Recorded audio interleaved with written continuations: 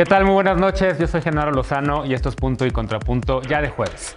Rompa el pacto, presidente, así suena la petición que circula en las redes sociales y que pide al presidente López Obrador que no apoye la candidatura de Félix Salgado Macedonio por los procesos de investigación que están abiertos en su contra debido a acusaciones de violencia sexual.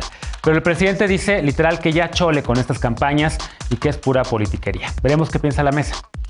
Y el Tribunal Electoral del Poder Judicial de la Federación avaló que el presidente no se ponga un cubrebocas electoral en sus mañaneras y con ello el presidente podrá ahora referirse a temas electorales. ¿Ganó la libertad, perdió la censura o se desnivela la cancha para el proceso electoral de este año? El Congreso se apresura también para discutir la reforma preferente en materia energética que envió el presidente López Obrador y que ha sido muy cuestionada por instituciones y personas expertas en la materia, incluida la Comisión Reguladora de Energía, la CRE. Hoy actualizamos el debate en torno a este tema. Quédate con nosotros, que ya empieza Punto y Contrapunto de jueves.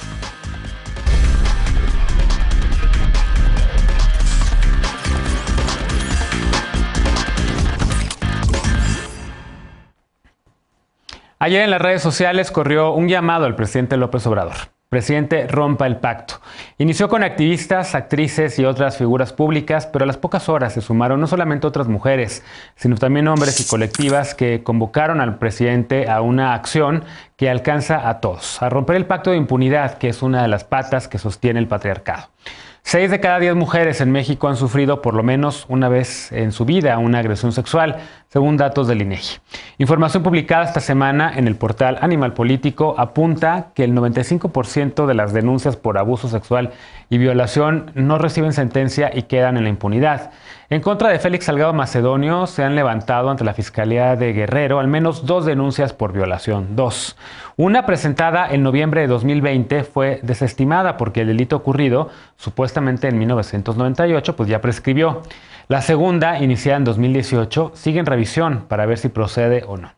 Además de esas, hay otras tres denuncias públicas en contra del senador con licencia y la Comisión Nacional de Honor y Justicia de Morena investiga de oficio 2 de estas 5 acusaciones. Pero aún así, Morena lo sostiene como candidato al gobierno de Guerrero.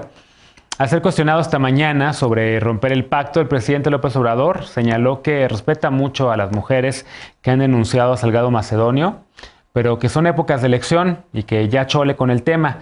Así que hay que tenerle confianza al pueblo de Guerrero que eligió a Félix Salgado como candidato. Así lo dijo el presidente un poco en tono molesto. Así las cosas con el presidente y este tema, pero veamos qué opina la mesa. La mesa de este jueves, que realmente hoy no le toca, hoy no es ni lunes ni miércoles, pero hoy nos acompaña mi querida Lisa Sánchez, directora general de México Unido contra la Delincuencia. ¿Cómo estás, Lisa? Invadiendo la mesa de los jueves, pero muy contenta. Muy buenas noches a todas y todos. Felices de este crossover, como dicen en la tele también. Estefanía Veloz, abogada y feminista. ¿Cómo estás, Estef? Bien, buenas noches, Genaro. Bienvenida. Alejandro Encinas, politólogo y con el corazón en la 4T. ¿Cómo estás?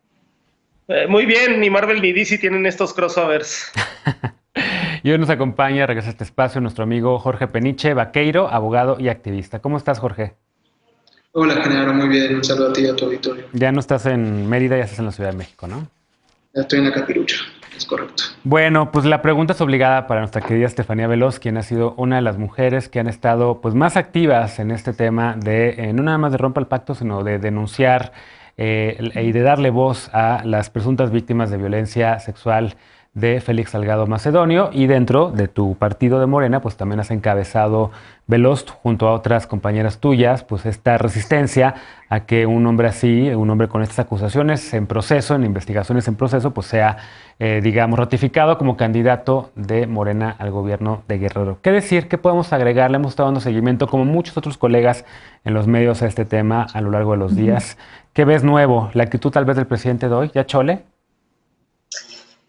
No, en realidad no veo nada nuevo y eso es lo que me preocupa. Creo que no han cambiado las cosas, simplemente se han puesto mucho más complicadas y se ha quedado una postura mucho más clara, que es la de no se va a retroceder en haber puesto a Félix Salgado Macedonio como candidato, hoy ya precandidato del partido. Y creo que una de las cosas que molestan más y que hacen mucho más ruido a nivel nacional es que hoy parece ser que el partido que siempre estuvo del lado de las víctimas, del lado del activismo, como lo vimos con el caso que pasó en Veracruz hace muchos años, en el que la fiscalía decía que no había violado a una mujer indígena, pero nosotros reivindicamos la voz de la mujer que decía y que contaba su verdad. Hoy vale más la supuesta versión que pueda tener una fiscalía, hoy vale más la supuesta versión que pueda dar una pseudoinvestigación que dejó de ver muchísimo. Y digo una pseudoinvestigación porque el caso de Félix Salgado Macedonio es de alguien que ha vivido ante el amparo, bajo el amparo del fuero muchos años y que por lo tanto no se le ha podido investigar como dicen que ya se hizo y que por lo tanto no ha visto la justicia. A mí me da mucha tristeza la postura del partido en ser muy reacios a contemplar otras salidas que no sean las cuadradas de lo que marcan las instituciones del partido. Y lo digo porque en la semana pasada, o bueno, no, más bien hace 3 días, la comisión dijo que tenía que ir a comparecer o bueno, presentarse a la audiencia Félix Salgado Macedonio.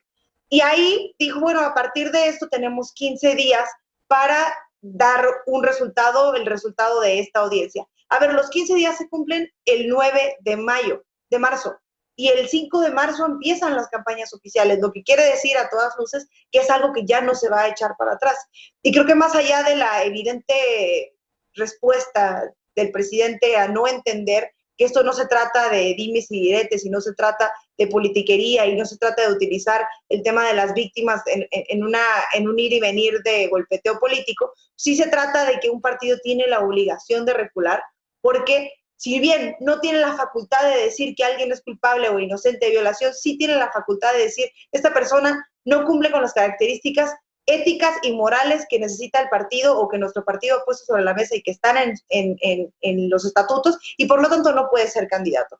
Y yo no lo he visto y creo que no lo voy a ver, y me da gusto que existan voces dentro de la resistencia en los espacios donde se toman decisiones como la de la compañera Citlali Hernández, que ha sido muy reacia a esto, pero no veo esto ni una reacción positiva por parte de otras autoridades del partido. Yo simplemente creo que se están dando o le están dando más espacio o más importancia a la voz de un hombre que a la voz de muchas mujeres dentro del partido. De muchos militantes.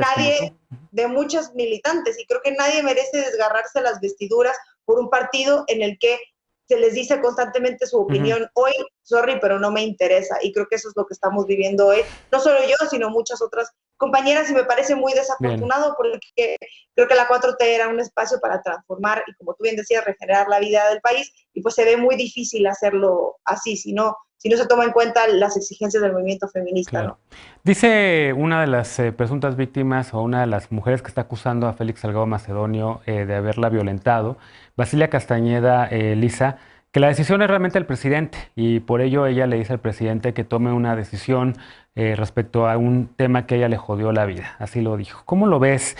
Y qué decir también de la actitud del presidente de decir ya chole.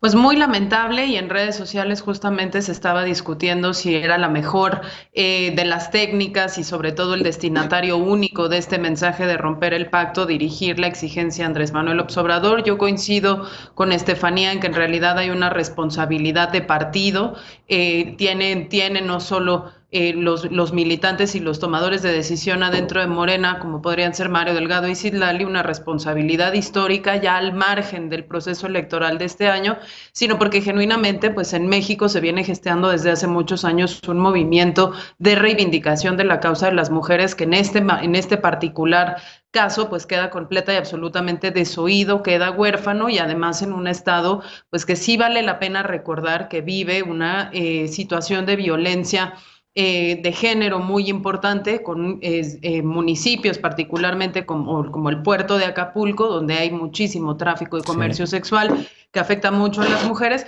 y donde estamos teniendo, por ejemplo, un incremento nada más en el estado de Guerrero del 12.8% en los delitos contra la libertad y la seguridad sexual de las mujeres, un incremento del 3.5% en la violencia de género, y donde Guerrero es el ranking entre el 6 y el 8 en los delitos que se cometen contra las mujeres, tanto en homicidio, en extorsión, en delitos contra la libertad sexual y la libertad personal, muy por encima de la media nacional, y sin duda alguna para todas esas víctimas de todos esos delitos, tener y ver a Félix Salgado Macedonio en la boleta no solo será una ofensa, sino también es un mensaje de impunidad muy serio para quien dejó además ir el municipio también de Acapulco cuando lo gobernó, pues a muy mal estado, siendo no solo un potencial agresor sexual, sino claramente un probado mal gobernante para los cargos que ha ocupado. Ojalá que se rectifique y ojalá que las mujeres no dejemos de mandar este mensaje no solo al presidente ni al partido en este caso,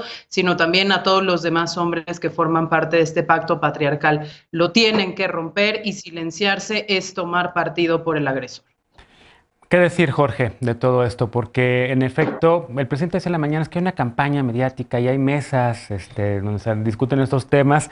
Pues evidentemente, porque es un tema importante, es un tema que lastima a la vida de este país, la justicia de este país, y que tiene que ver con esas violaciones que conocemos todos los días y esas agresiones que hay en contra de las mujeres. Y en efecto hay un pacto de no agresión entre los agresores y entre quienes cobijan también, digamos, a este tipo de violaciones y de acusaciones en contra de acusaciones que hacen muchas mujeres y que hemos visto a lo largo de los años, sobre todo a partir del movimiento del Me Too, pero que en México, digamos, han hecho y tenido mucha resonancia. Entonces, ¿por qué insistir en dejar a este señor en la gubernatura? ¿Por qué no poner otro candidato? ¿Por qué Morena, que había prometido regenerar la vida nacional, se queda con él? Pues yo creo que porque en este país hay muchos pactos que van más allá del presidente y de Morena, y es el pacto de impunidad, el propio pacto patriarcal, y estos se solapan entre ellos.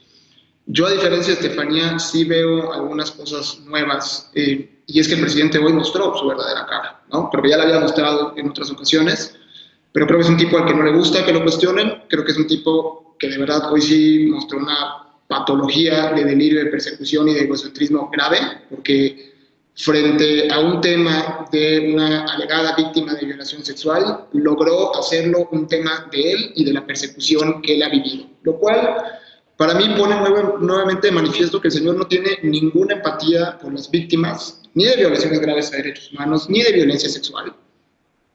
Y al final del día que todo se trata de él y de su lucha, ¿no? Y lo cual me parece un poco preocupante, por decirlo de alguna manera, ¿no? Yo sí estoy en contra de cómo se ha direccionado este ataque hacia las mujeres feministas, exigiéndoles a ellas respuestas cuando las respuestas no están en ellas. Creo que lo hablaba con algunas personas, es de alguna manera quitarnos responsabilidad a los hombres, porque los hombres también tenemos que romper este pacto. Sin embargo, creo que no podemos seguir diciéndole a este señor el presidente más feminista de la historia, ¿no? Pareciera ser que el tema del gabinete paritario es simplemente una excusa para que digan, mira, vean a mi gabinete 50-50 y entonces puedo ser una persona que no entiende la causa de la violencia de género, que no entiende las necesidades de personas que están reclamando justicia. Y como decía Elisa, el señor abiertamente es, además de un mal gobernante, que es una persona señalada de haber cometido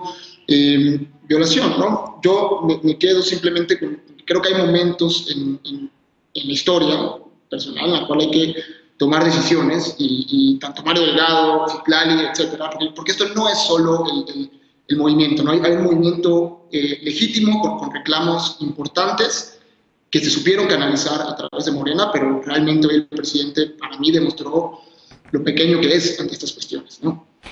Hay una brecha enorme, ¿no, Alejandro? Con el movimiento feminista hay una brecha enorme que parece ser que no está llegando a los oídos del presidente, los reclamos de muchas mujeres que desde que empezó este gobierno, desde el 2019 han salido a las calles, enero de 2019 y en adelante, y que en ocasiones también han ido afuera de Palacio Nacional a exigir el fin de la violencia de género. ¿Cómo lo ves este tema? ¿Se conecta? ¿Lo conectas? ¿Qué decir tú que tienes también el corazón en la 4T respecto a esto, que evidentemente pues parece ser que no están escuchando a nadie?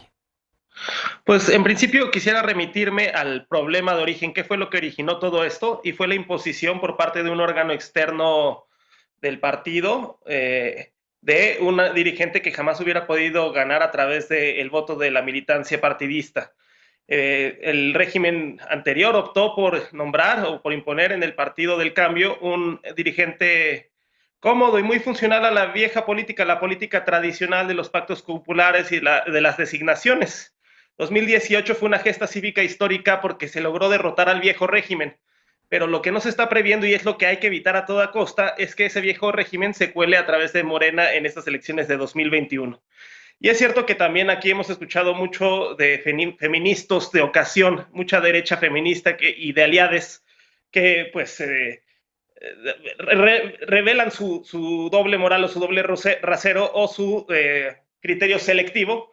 Por ejemplo, el caso de Aguilar, que a mí me parece el más exabrupto, que prácticamente sugiere que en Guerrero no necesitan a después de calificar a Salgado Macedonio como macho violador, dice Guerrero no necesita a un gobernante que se parezca a ellos.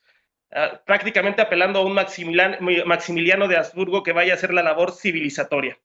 Y yo creo que entre todo estas cosas, aspecto que es bastante criticable del proceso de selección del candidato en Guerrero, creo que es bastante loable la lucha que muchas mujeres están dando desde adentro, el feminismo dentro de la Cuarta Transformación, voces muy valientes, yo diría Citlali Hernández desde la Secretaría General, Olga Sánchez Cordero, hoy mismo secretaria de Gobernación, también planteando que esto sería inaceptable. Y esas son las voces que yo creo que resalto, que están dando la lucha desde adentro, que no van a claudicar y que asumen compromisos, pero también un compromiso que es crítico y que pone límites. Bien. Y yo diría que hay que esperar también a que la Comisión de Honor y Justicia emita su fallo final, pero lo cierto es que ojalá y no se dejen intimidar, amenazar o que no les crean a los mensajeros que luego charolan con charola ajena y que asuman una posición en plena autonomía y en apego a sus convicciones personales. Ahí hay mujeres valientes, pero ojalá y no se dejen presionar y decidan en bienestar del proyecto de transformación. Bien, a ver, rapidísimo, veloz, porque levantaste la mano, porque nos tenemos que ir a corte, además ya nos pasamos un poquito del tiempo. Esto más en un mensaje de lo que se dice, ¿por qué ahorita? ¿Por qué ahorita se habla de esto? ¿Por qué se utiliza en la mayoría de los casos? ¿Por qué ahorita hay un interés detrás? El por qué ahorita es porque hemos construido después de muchos años con el Me Too y con el movimiento feminista un espacio óptimo para que por fin las víctimas de abuso sexual desde hace muchos años puedan hoy enfrentar a sus agresores, porque hoy ya no es hace 20 años, porque hoy ya existe por lo menos un movimiento que las acuerpa y que les cree. Por eso es porque hoy, pues porque ahorita existe un movimiento feminista que dice, todas las personas víctimas de abuso sexual, no importa el tiempo que haya pasado, hoy llegó el momento de enfrentar a sus agresores, de señalarles y decirles, tú me hiciste esto y hoy tienes que enfrentarte a la justicia que debiste haber visto la cara hace 20 años. Por eso, ¿por qué ahorita? Porque hemos construido este espacio y este momento histórico para que las mujeres y las personas víctimas de abuso y de violencia puedan hoy contar su historia. Bien, pues vamos a darle seguimiento a este tema porque evidentemente no se acaba ahí y hay todavía la esperanza para muchas feministas y para muchos de sus aliados de que Félix Salgado Macedonio no sea el candidato finalmente a la gubernatura de Guerrero. Hacemos una pausa y al regresar el Tribunal Electoral revocó el acuerdo por el cual el Instituto Nacional Electoral, el INE, limitaba las expresiones políticas del presidente López Obrador, es decir, el mandatario podrá hablar de elecciones en sus conferencias mañaneras. El INE se excedió, como dice el tribunal. Regresamos con este tema punto y contrapunto, no te vayas.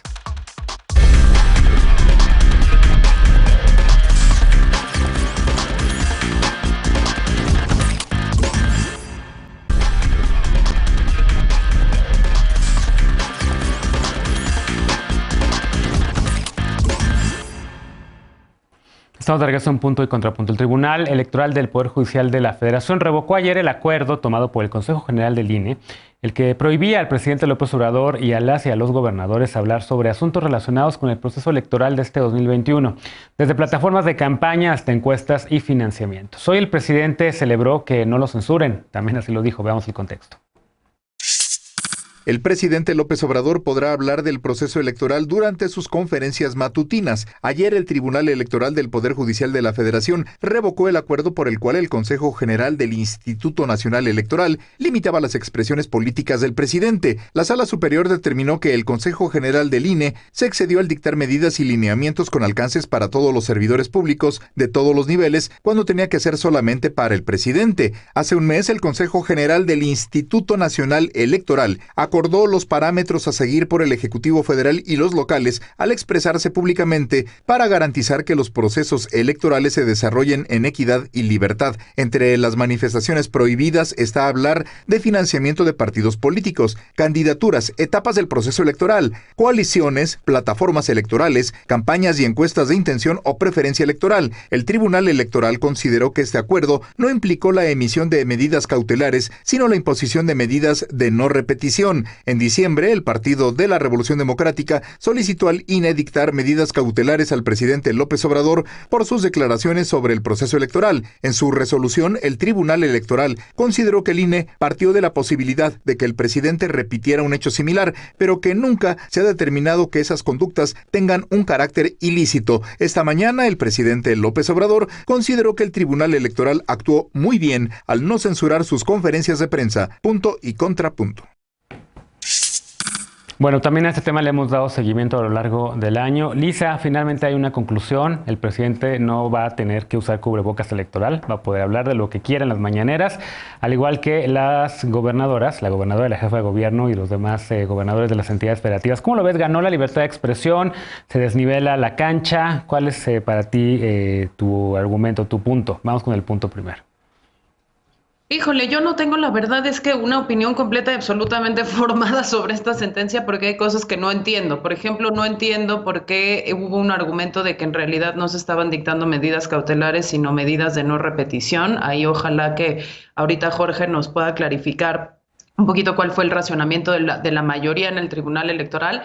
Me parece que en mesas anteriores, incluso lo habíamos mencionado, había definiciones importantes dentro de la ley de lo que se podía decir, de lo que no se podía decir. Se habían dado ya algunos casos en los cuales en la mañanera pues el presidente abiertamente lo había violado. Las quejas me parecían procedentes en el sentido de que los partidos lo que decían era, bueno, porque no se transmita en su totalidad o que no se transmita durante el periodo electoral. En fin, me parecía que la discusión era interesante.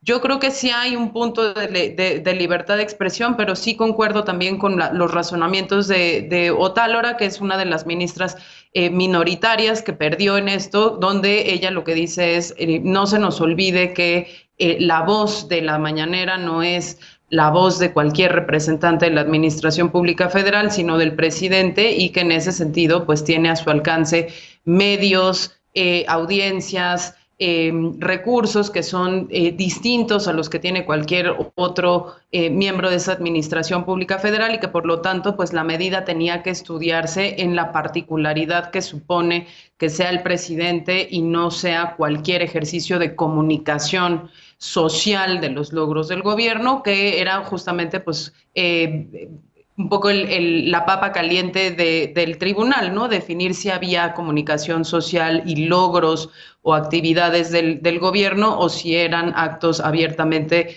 de propaganda que desnivelaban, como bien dice la nota, pues la cancha electoral para el resto de los partidos. Ahí sí me gustaría escuchar más bien de los que sí son abogados para entender un poquito si había fundamento o no para hacer esta distinción, o si en realidad pues fue alguna de estas jugarretas, como dice Eder, legaloides, sobre la cual pues decidieron fallar a favor del presidente. Ahí sí me declaro incompetente en la materia, así que ojalá Jorge nos ayude. Bueno, pues como ya le leíste el pase directo a Jorge, yo vi que Estefanía levantó la mano, pero vamos a escuchar primero a Jorge y después escuchamos también a la otra abogada.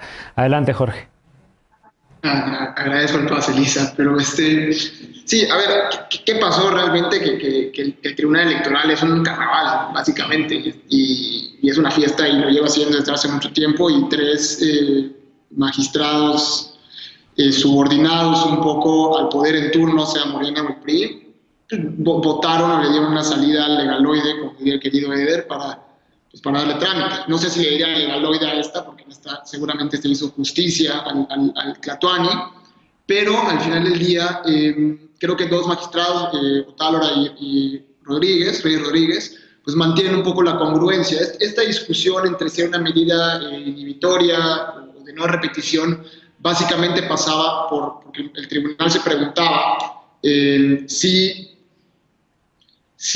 digamos, el INE estaba no tratando de prevenir futuras violaciones, sino más bien sancionando violaciones que ya habían sido cometidas por el presidente, digamos, hablando en materia electoral o haciendo promoción de su gobierno, y entonces este tema pertenecía realmente a un juicio, a un tema de fondo, y no a una medida precautoria. Creo que es una discusión ociosa, porque al final del día la pregunta que habría que hacerse es si, no todo, pero gran parte de lo que se habla en la mañanera es un tema de elecciones. Creo que el presidente utiliza esa plataforma para posicionar su gobierno y todos lo sabemos, para monopolizar un poco el discurso. Yo no veo en gran medida un gran ejercicio democrático en las mañaneras o en las conferencias. Lo vimos hoy en la mañana, que dijo ya chole, entre otras cuestiones.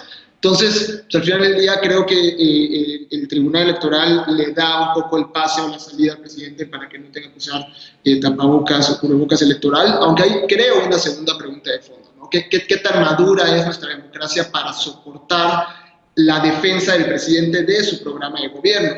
Esto es, en Estados Unidos, que no es para nada la mejor democracia del mundo y lo hemos visto últimamente, sí. Cuando el presidente quiere reelegirse, pues justamente él es el primero en hacer campaña y en defender su gobierno desde sus conferencias, ¿no? Entonces creo que también tenemos que pasar a una discusión mucho más profunda de qué entendemos por, digamos, el tema electoral como bien. tal y dejar de pensar en una elección de niños bien portados, sino pues entrarle al debate. Creo que el presidente está en todo su derecho a debatir los logros de su gobierno, pero no definitivamente a monopolizar la discusión. Ahí creo que sí desbalancea, digamos, el tablero. A ver, vamos a ver el contrapunto de la otra abogada, de Veloz, que levantó la mano hace ratito. Adelante. Sí, a ver, yo no comparto lo que se decía hace un rato porque creo que lo que se resolvió fue la queja que puso el PRD. ¿Por qué? A ver, el INE aprobó un acuerdo donde permitía que Andrés Manuel López Obrador siguiera sus mañaneras o sus conferencias matutinas, pero que no podía hablar de ciertas cosas, como bien decía Lisa, son 6 puntos importantes: encuestas, la vida de los partidos, el panorama en el radio y la televisión, de los espacios que se le están dando, no solamente él, sino las otras personas que están a cargo de estados, o sea, gobernadores y gobernadoras. Ahora, el PRD, a partir de lo que dijo el presidente el 23 de enero, hablando de la alianza Va por México y tal, lo que dijo es que el presidente estaba violando el artículo 41 y el artículo 134 de la Constitución, o sea que no estaba siendo equitativo el terreno de la contienda electoral. Entonces el INE tiene un espacio en el que dice, bueno, está bien, vamos a absorber esto y vamos a ver si esto se merecen medidas cautelares, porque lo que el PRD estaba pidiendo eran medidas cautelares, pues lo que decía Lisa hace un rato. Ahora, el tribunal, por lo que acaba de revocar, es una cosa que se llama tutela inhibitoria, que quiere decir que un acto no se debe concretar, continuar o perpetuarse o seguir haciendo daño. Y lo que dijo el tribunal es, nosotros no creemos que el presidente esté violando ni el artículo 41 ni el artículo 134. Punto. Ahora, si el INE quisiera cuestionar a partir de otra cosa, pues creo que podría hacer, todavía está en tiempo, pero creo que el tribunal ha sido claro en no vamos a prestarnos a la intención que tienen ya en este golpeteo jurídico los partidos para tratar de sancionar al presidente o a Morena, o como se está haciendo en otros lados, como puede ser ahora en las discusiones que se han dado, que si los chalecos deben ser guinda o no, cuando para mí es el color oficial del gobierno. Pero bueno, el tribunal está poniendo eso. No, esto no merece esto que se llama tutela inhibitoria, porque no merece medidas cautelares, porque el presidente no está violando ningún artículo. Para mí es muy sencillo, y creo que cualquier abogado pensaría que el tribunal está en lo correcto y que el INE, como ya lo ha dicho el tribunal, se está pasando las atribuciones que no le corresponden, queriendo mandatar o tirar línea de qué es lo que se tiene que hacer estas elecciones a conveniencia. Y parece ser que no solo a conveniencia, como lo está haciendo también y como lo hizo en la Cámara de Diputados, sino como le conviene, como siente mejor y como ya parece ser la ideología particular del consejero presidente. Y creo que qué bueno, y me da mucho gusto que el tribunal pueda hacer un contrapeso a esta cosa de odio que existe en el INE, donde 9 consejeros votan sistemáticamente en contra o a favor de cualquier cosa que diga el consejero presidente y en contra de cualquier cosa que tenga el logo del gobierno federal. Odio como tal, Alejandro, ¿coincides con esta lectura? ¿Y qué te parece al final esta resolución? Sí, fobias. Un INE guiado por filias, pero más por fobias al partido en el poder. Yo creo que estas medidas cautelares deberían ser aplicadas primeramente por los funcionarios públicos que son en el INE, porque están quitándose sistemáticamente la playera de árbitro y se están poniendo la del jugador y se están subiendo al ring político. Ningún ejemplo más elocuente que cuando invitaron a esta doctora que compara a Gatell con Mengele a un foro teniendo tantos epidemiólogos prestigiosos y ecuánimes en este país. Entonces a mí sí me preocupa mucho el rol de imparcialidad de la autoridad electoral. Hay que defender las instituciones democráticas. El INE es muy importante y considero que en un afán de protagonismo y de estar guiados por las fobias políticas están dilapidando el capital de esta institución tan importante. Y lo que podemos observar en las últimas intervenciones, sobre todo de los consejeros que son emanados del Pacto por México, que ahora participa a través de una expresión electoral, en una coalición electoral, es una convergencia discursiva sobre los lugares comunes, sobre los planteamientos y sobre todo el grado de intolerancia en torno al líder del gobierno federal. Y a mí el razonamiento del INE me parecía un despropósito. ¿Puede afectar la participación del Ejecutivo, las declaraciones del Ejecutivo, la equidad de la contienda? Sí, lo vimos en el caso de Vicente Fox. Pero ¿se puede hablar de aspectos del proceso electoral sin afectar la equidad de la contienda? Y esto no solo vale para presidentes y gobernadores, sino para todo funcionario público. Pues también. Y el INE se extralimitó en sus facultades, en sus criterios incluso, y quería instalar una visión bastante intolerante y autoritaria sobre lo que se puede, quién puede decir y quién no puede decir cosas. Entonces era un criterio de, para que no violes la ley, a priori te prohíbo hablar, te pongo una mordaza. Y me parece que eso era un despropósito y qué bueno que se echó para atrás.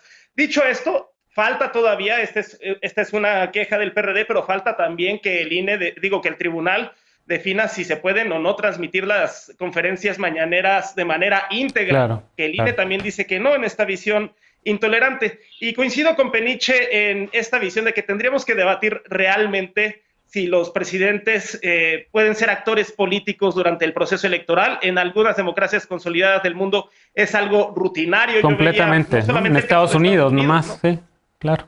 Sino el de España, por ejemplo, claro. El vicepresidente Pablo Iglesias, bueno, en un discurso político, militante, crítico de la oposición en torno al proceso interno de Cataluña, y yo no lo veo mal, porque finalmente las elecciones son un sistema de premiar y de castigar a los gobiernos en turno.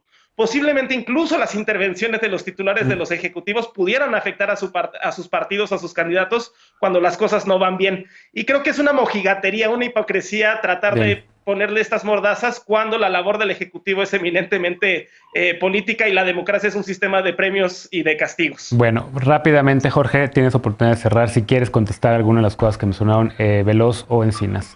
¿O Lisa? Sí, o sea, yo coincido cabalidad con Alejandro en el sentido de que eso debería ser o que me encantaría que eso sea. Y esa es mi posición personal de una democracia robusta y digamos, profunda, donde hay debate, etcétera. Ahora, creo que la discusión que tenía el Tribunal Electoral no era esa. La discusión que tenían era si de acuerdo a la Constitución era regular la actuación del INE o se había extralimitado. Yo ahí sí no coincido con Estefanía de que cualquier abogado hubiera coincidido con eso. Tal vez así que hubo una minoría de dos magistrados que honestamente me parecen mucho más competentes que la mayoría y lo han demostrado con sus votos. Entonces hoy sí, orgullosamente con la minoría que señaló que estaba mal revocar el acuerdo del INE. Bien, bueno, pues déjame hacer una pausa rapidísima, regresamos con otro tema, porque se espera que mañana se discuta y en su caso se apruebe o se deseche el proyecto de reforma a la ley de la industria eléctrica, aquel que presentó el presidente como prioritario. Esto, aunque la Comisión de Economía, Comercio y Competitividad la considere inviable. ¿Cómo ven el tema? Las de los panelistas de esta noche, retomamos el punto después de la pausa. No te vayas.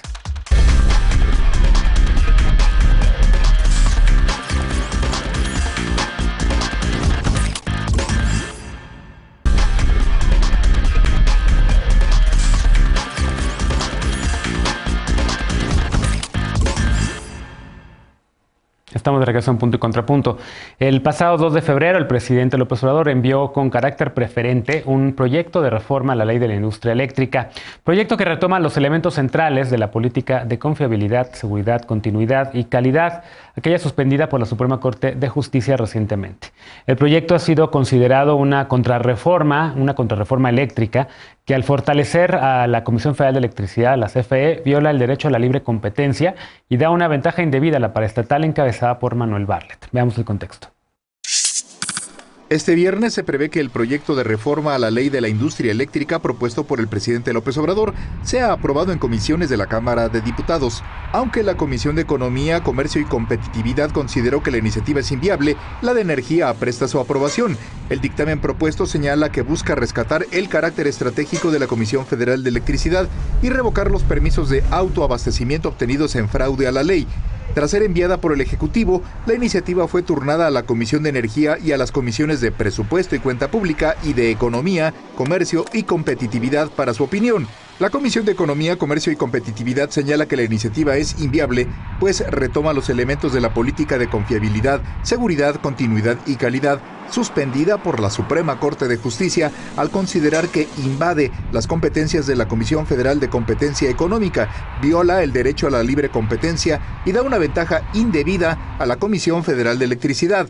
Añade que de aprobarse, se violaría el Tratado Comercial entre México, Estados Unidos y Canadá y el Tratado Integral y Progresista de Asociación Transpacífico, y que si entra en vigor, las tarifas de suministro eléctrico serán más altas, un argumento contrario a lo señalado por el presidente López Obrador, que ha dicho que su iniciativa busca evitar un incremento.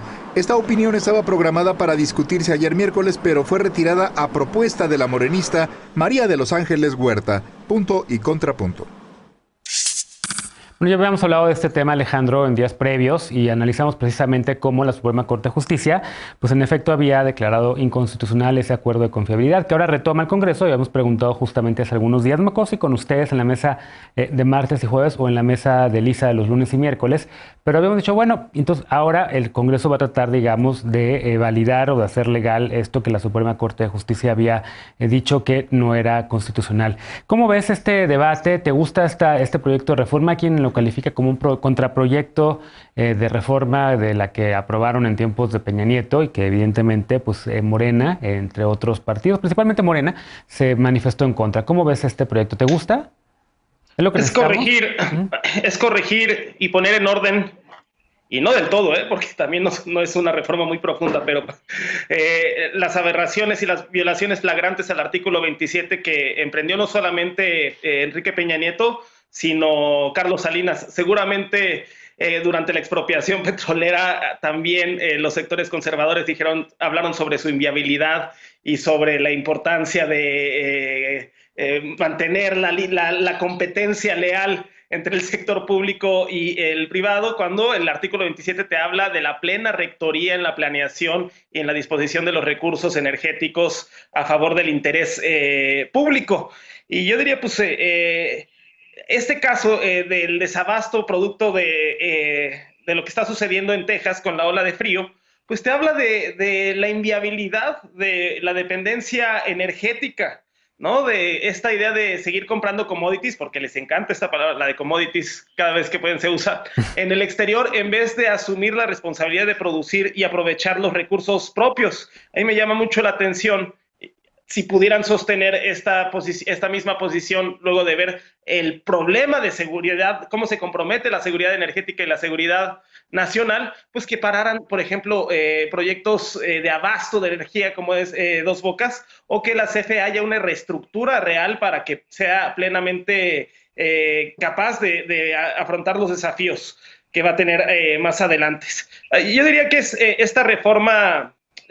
pues como inicié, no es del todo profunda, pero sí pone cierto orden y prioriza el interés público, reconociendo la posibilidad de que haya participación de privados, porque también hay que decir que aquí en México, con la desregulación, pues las empresas extranjeras vienen a comportarse como spring breakers. ¿Qué quiere decir esto? Que hacen en México lo que jamás se atreverían a hacer en sus propios países. Veamos, por ejemplo, las mineras de Canadá. Canadá, un país precioso, lleno de bosques. Y aquí la depredación ambiental, precisamente por el abandono y el desinterés de lo público y porque predominó una visión privada de que podían hacer absolutamente todo. O el caso de Iberdrola. ¿Ustedes creen que Iberdrola recibe esos 50,000 millones de pesos en subsidios en España? Para nada. Sí tienen problemas de puertas giratorias allá como acá, en el cual un expresidente, cuando sale, ingresa a sus consejos administrativos, o una secretaria de Energía ingresa como empleada de Iberdrola formalmente, lo cual te habla pues de que cuando estuvieron en sus funciones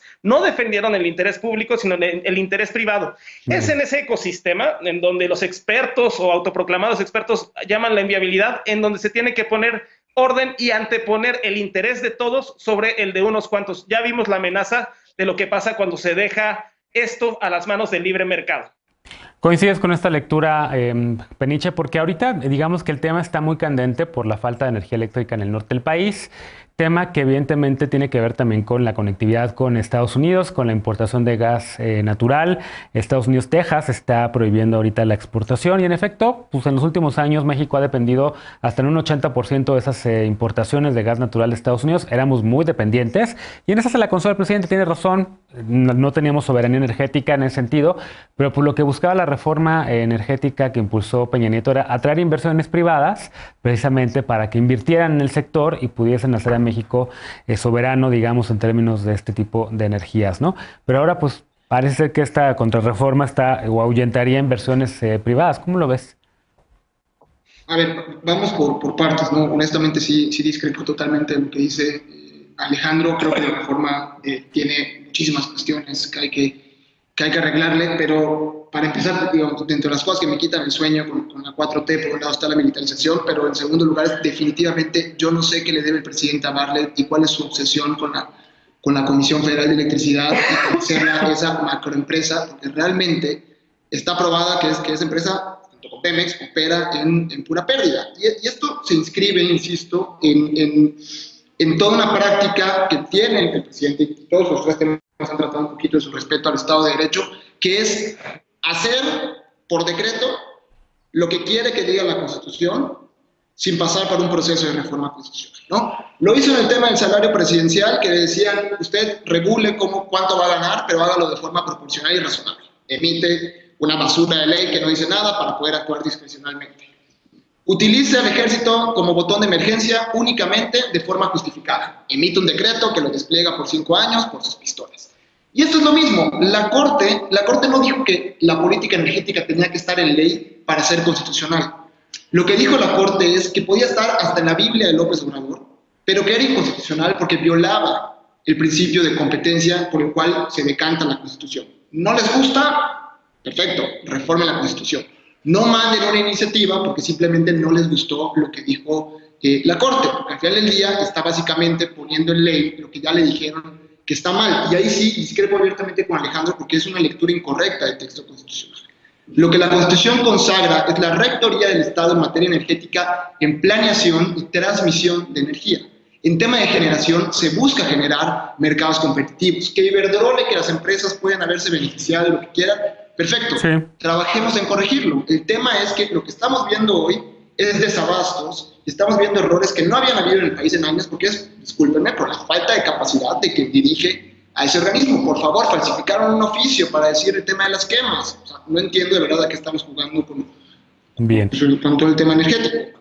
Contrapunto, Veloz. A ver, yo no coincido, y no coincido simplemente porque creo que el Ejecutivo Federal está basando esta reforma en el artículo 25 constitucional, que creo que no está muy a interpretación, donde dice que al Estado le corresponde la rectoría del desarrollo nacional y que por lo tanto tiene a su cargo o tiene la obligación de llevar la planeación y la coordinación de la actividad económica. Si la energía no entra en eso, entonces no sé qué entraría ahí. A mí me parece que se ponen sobre la mesa 3 cosas importantes que creo que antes de desestimarlas, hasta cualquier progresista anti-4T le gustaría estas cosas. Uno es que se creó a partir de la reforma energética estas cosas que se llaman despachos generadores eléctricos. Y esto lo que hicieron fue generar mecanismos que lo que querían era llevar inversión privada, que desde 2013 hasta ahora la mayoría de la energía está privatizada por 80%, que es demasiado. Es demasiado. Y creo que lo que a las personas que nos gusta la transparencia, mientras más empresas privadas hay, menos acceso tenemos a la información real porque hay que cuidar a estas empresas privadas. Después creo que hay una cosa que empezaron en la reforma energética, que fueron las leyes secundarias, donde lo que hicieron fue burocratizar y fraccionar a la CFE en pequeños lugares donde lo que hacían era beneficiar otra vez a las empresas privadas y la CFE ya no se veía en un espacio competitivo real. Entonces o prevalecía primero la voluntad de las empresas privadas tenían la oportunidad de tomar decisiones y no la CFE. Y yo creo que tiene mucho sentido que se ponga sobre la mesa esto, porque efectivamente, y ya lo habíamos platicado, la reforma energética echar para atrás la reforma energética fue uno de los ejes fundamentales para que hoy el presidente Andrés Manuel López Obrador llegara, porque fue una de las propuestas que se pusieron ahí. Yo no sé por qué salen estos grupos sorprendidos de por qué está pasando esto, porque tuvieron 3 años para leerse mínimo un libro de lo que había dicho el presidente López Obrador que iba a pasar con la energía en México y que se iba a echar para atrás la reforma energética, aprobada bajo un esquema de corrupción, bajo distintos pactos donde estaban personajes políticos que se llevaron una gran parte del dinero. Y yo sí creo que es una reforma que está basada en la Constitución, basada en varias leyes y que pues veremos qué dice después ya la Suprema Corte de Justicia. Pero hoy, por lo tanto, mientras mañana se va a votar en el Pleno, ¿no? ¿Cómo lo ves, Lisa? Mañana en efecto se va a votar en el Pleno. Seguramente recuperaremos este tema el próximo lunes, así que te tocará de nuevo. Sí, y ya lo habíamos platicado también nosotros en alguna mesa y creo que lo que poníamos en nuestro debate un poco a discusión era cuáles iban a ser los impactos y los beneficios de corto, mediano y largo plazo. Y ahí hay ciertas preocupaciones que independientemente de si hay una interpretación negativa de la Corte, si está todo contenido en cierto o en otro artículo constitucional, pues hay cosas que no se han terminado de... pues literalmente de agotar, ¿no? En términos de su discusión. Una de ellas es si el modelo de operación realmente de Pemex y de la CFE hoy en día vale ser salvado con la cantidad ingente de recursos que se le están metiendo por el tipo de energía que están produciendo, con los costos ambientales que están produciendo y con las pérdidas económicas que están produciendo, sobre todo en un contexto de austeridad y pandemia. Y ahí hay otro tema que tiene que ver con el mal manejo que sí tenemos que aceptar que ha hecho, por lo menos en términos de negociación y de política, Manuel Bartlett al frente de la CFE, ¿no? O sea, hoy se hacía un recuento en una de las columnas de chismes de la sección nacional del Universal, justamente de cuáles han sido los episodios en los que ha estado mezclado este señor, y van desde habernos metido gratuitamente en la renegociación de los famosos contratos de los gaseoductos, hasta la falsificación del oficio del que hablaba Peniche, el hecho de que no da la cara, ¿no? Entonces hay que salir a defenderlo, incluido el presidente, todo el tiempo, y que al final del día, si bien esta iniciativa pudiera tener esta parte nacionalista y de soberanía energética de la que habla Alejandro, pues por el otro lado hay una racional también de rescate económico en el corto y mediano plazo en las finanzas de Pemex y de la CFE, con un costo altísimo en términos ambientales, que es la quema del famoso combustóleo que está prohibido en todos lados y que a fuerza tienen que meter a las refinerías a quemarse. Entonces, a mí lo que me interesa más de este tipo de iniciativas es saber si realmente tienen factorizado cuánto nos va a costar en el futuro el modelo energético por el que están apostando en este momento, sin entrar ya como a las revanchas políticas de esto. Habiéndose leído un libro hace 5 años, hubiesen entendido que iba a ir en contra de la reforma energética de Peña. Hubo muchas cosas de la reforma energética de Peña que en su momento criticamos y que no nos gustaron, claro, por supuesto, y que había que modificarlas.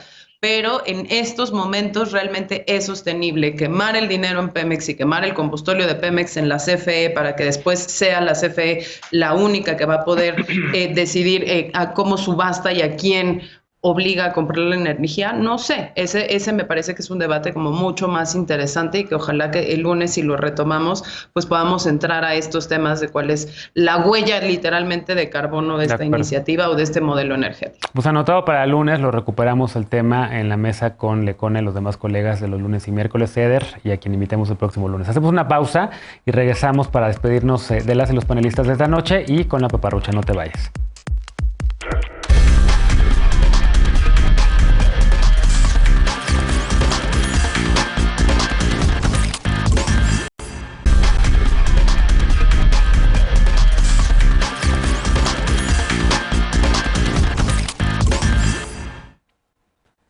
Estamos de regreso ya para despedirnos con la paparrucha de esta noche. Esta semana millones de personas se han quedado sin luz en Texas y en varias entidades de México. Aquí en nuestro país las autoridades dijeron que los cortes de energía se debieron a que Texas dejó de enviar gas a México y en Texas algunos funcionarios culparon a las energías limpias, señalando que no había luz debido a fallas en las turbinas eólicas. Sid Miller, comisionado para la agricultura en Texas, dijo en su cuenta de Twitter que el experimento con la energía eólica había sido un fracaso y que no se debería construir ninguna otra turbina eólica en Texas. La representante republicana Lauren Boebert, quien por cierto es una negacionista del cambio climático, se sumó a esta paparrucha y señaló que el apagón era ejemplo de lo poco confiables que son las energías renovables. Seguramente Rocío Nale le dio RT, pero bueno, eso ya es una paparrucha mía porque no fue así. Mientras que el senador republicano Steve Daines dijo que las fuentes de energía que sí son confiables son el gas natural y el carbón. Pero mintieron. El Consejo de Confiabilidad Eléctrica de Texas informó el congelamiento de las turbinas eólicas fue una de las causas de cortes de energía, pero no la principal. El apagón se debió principalmente al congelamiento de los generadores eléctricos de gas natural y de carbón, así como a la alta demanda de energía debido a las bajas temperaturas. De hecho, la energía eólica representa solamente el 25% de la electricidad total producida en Texas. El resto proviene del gas natural, del carbón o de la energía nuclear. Así que no quedas de estos desastres. Las energías limpias son lo del futuro. Verifica la información y recuerda que aunque la cantidad de contagios de COVID-19 se ha reducido en México y en el mundo, no debemos bajar la guardia y por ello te sigo invitando a que te laves bien las manos y con frecuencia que mantengas la sana distancia, a que si puedes todavía quedarte en casa, te quedes en casa y especialmente a que uses cubrebocas, especialmente en espacios cerrados. Muchas gracias por habernos acompañado esta noche. Soy Genaro Lozano. Gracias, Veloz. Estaremos muy atentos de ti en los próximos días. Gracias, Lisa, gracias Alejandro y gracias Jorge, bienvenido siempre. Gracias a ti, cuídate mucho, nos vemos todavía mañana para la mesa de punto y contrapunto de viernes.